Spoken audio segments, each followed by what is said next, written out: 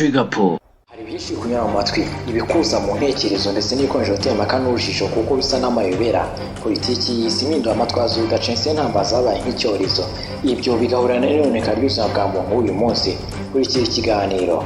Uyu munsi ngiye kwigisha uburyo bugiye butandukanye bwo kwamamaza bujyanye n'igihe kandi budahenze. Mu gice cya mbere cy'iki kiganiro tugiye kugaruka ku mpamvu eshatu z'ingenzi zituma umuntu yamamaza. Impamvu ya mbere yo kwamamaza muri business ni ugukora imenyekanisha. Aha ndagira ngo mbisobanure neza nkoresheje urugero. Reka tuvuge yuko uri umucuruzi wa computer, none usuye ikigo cy'amashuri uvugana n'abanyeshuri ubabwira ibyo ukora ndetse unabasigira business card. Nubwo abanyeshuri batiteguye guhita bagura computer, gusa byibuze basigaranye nomero zawe ku buryo igihe bazaba bakeneye za computer bazihutira guhita baguhamagara bakakubaza.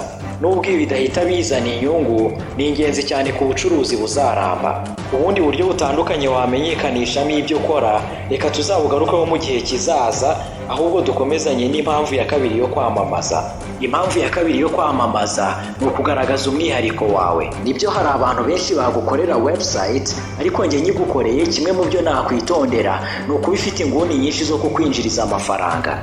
Niba uyu munsi waratangiye business, umwihariko wawe ni kimwe mu bintu ukwiriye kongera gutekerezaho, kuko niyo byaba akantu gato ukuriraho ugasiga abo muri mu cyiciro kimwe. Impamvu ya gatatu yo kwamamaza ndetse ari nayo ya nyuma ni ugucuruza. Reka tuvuge yuko ngiye gushyira hanze igitabo cyo kwamamaza, none vuze yuko abantu 200 ba mbere bazakinsaba nzakibaha kwigabanyirizwa ku buryo bazakigura amafaranga 1000 yonyine.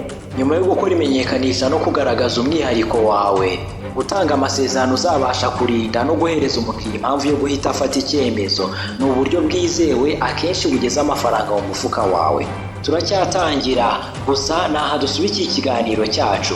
Nari kumwe nanjye Mihige Ranaja, mu rwego rwo kugira ngo uzabashe gukurikira ibindi bice by'iki kiganiro ndetse nanjye ariko nshyigikira, reba neza niba warakoze subscribe. Ni iby'agaciro gusiga comment ndetse ndabashimiye cyane mwe twabanye kugeza ku musozo.